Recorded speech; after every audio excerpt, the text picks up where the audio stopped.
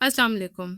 Germany से आप भी अगर यहाँ आने का सोच रहे हैं तो रुकें। आप जानते हैं कि 2026 का जर्मनी वो नहीं रहा जो चंद साल पहले था। एक वक्त था जब 1200 यूरो में एक इंसान यहाँ अच्छी खासी अपनी ज़रूरतें पूरी कर लेता था, लेकिन आज ये रकम सिर्फ किरायों की नज़र हो रही है। अगर आप पुरानी वीडियोस या अदादो शुमार पर भरोसा करके यहाँ आ रहे हैं तो ये आपकी सबसे बड़ी माली गलती हो सकती है।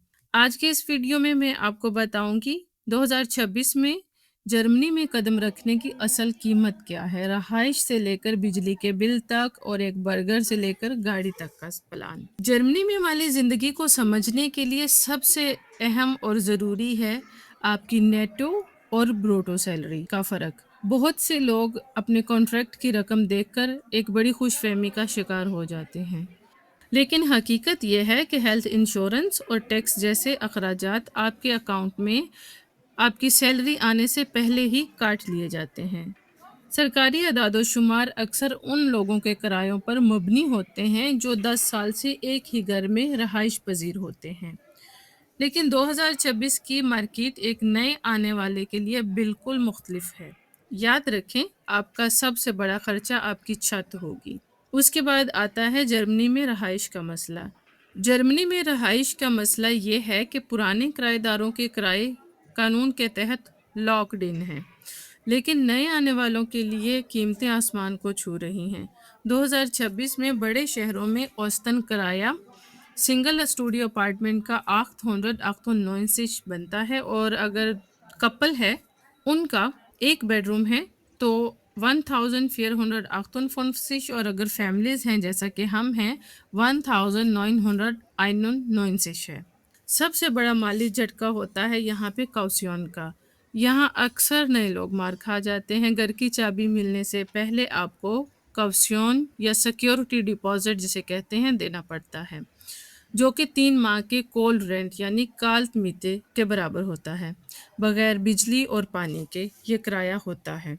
ये कोई माहाना खर्च नहीं है, लेकिन ये आपके हज़ारों यूरो की रकम मुंतकली पहले दिन ही होनी चाहिए। इसके बगैर आपको यहाँ घर मिलना नामुमकिन है। उसके बाद आता है यूटिलिटीज़ और लाजमी इंश्योरेंस। घर के किराए के अलावा 3 ऐसे अखराजात हैं जिनका कोई मुतबादिल नहीं है, जैसे कि बिजली। ये आमतौर पर आपके किराए यानी वाम मीते में शामिल नहीं होती और आपको अलग कॉन्ट्रैक्ट करना पड़ता है। जर्मनी इंश्योरेंस के बगैर अधूरा है। प्राइवेट लाइबिलिटी इंश्योरेंस 5 यूरो से 9 यूरो माहाना तक एक ऐसी ज़रूरत है जिसके बगैर अक्सर मालिक मकान आपको अपना घर नहीं देते। फिर उसके बाद आता है रेडियो टैक्स। ये तकरीबन 1900 यूरो माहाना है जो हर घर को देना पड़ता है, चाहे आप के घर टीवी हो या ना हो, आप जर्मन मीडिया देखते हो या ना देखते हो। ये एक गैर गुफ्तो शनीद हकीकत है। बिजली के माहाना अखराजात का तखमीना 2026 में सिंगल शख्स के लिए 64 यूरो है, और अगर कपल है तो 70, फैमिली है तो 150, और ये बढ़ भी सकता है आपके इस्तेमाल के मुताबिक। फिर आते हैं रोज़मर्रा के अखराजात और तर्ज़ ज़िंदगी। आप देखिए, खाने पीने का बजट आपका इस बात पर डिपेंड है कि आप कहाँ ख़रीदारी करते हैं। ईडेका या रेवे जैसी सुपरमार्केट्स ये आपको 20 से 30% महंगी पड़ती हैं। अगर आप आल्डी या लीडल जैसे डिस्काउंटर्स का इंतखाब करें तो ये काफ़ी बचत मुमकिन है, लेकिन लीडल भी महंगी है आल्डी की बजाय। बेहतर ये है कि आप आल्डी को चुनें, वहाँ आपको अच्छा खासा डिस्काउंट मिलता है। तो माहाना ग्रोसरी का बजट भी सिंगल पर्सन का 300 रखें, और जो कपल्स हैं उनका 500 अबव, और फैमिली का तो 1000 अबव रखें। जैसे कि हम फियर पेरज़ोन है फैमिली के, तो हमारा माहाना अखराजात 1200 अबव चला जाता है। जर्मनी में डॉइचलैंड टिकट भी 63 यूरो का हो गया है। ये एक अच्छी सहूलत भी है उनके लिए जिनके पास गाड़ी नहीं है। इसके साथ आप पूरे मुल्क में बसों और लोकल ट्रेनों पर सफ़र कर सकते हैं। मेरे पास एक नई फैमिली शिफ्ट हुई है, मेरे पड़ोस में ही है। उन्होंने एक नई गाड़ी ली है लीज पर, जिसका माहाना खर्चा इंश्योरेंस और टैक्स मिलाकर 400 यूरो पड़ता है, और वो भी पेट्रोल के बगैर, उसमें शामिल नहीं है पेट्रोल। और दूसरी तरफ हमारे पास एक गाड़ी है जो हमने खरीदी है, हमने तो कैश पे ली थी। मेंटेनेंस और इंश्योरेंस मिलाकर हमारा खर्चा 200 से 250 माहाना हो जाता है। ये आपका फैसला है कि आप सहूलत चाहते हैं या बचत।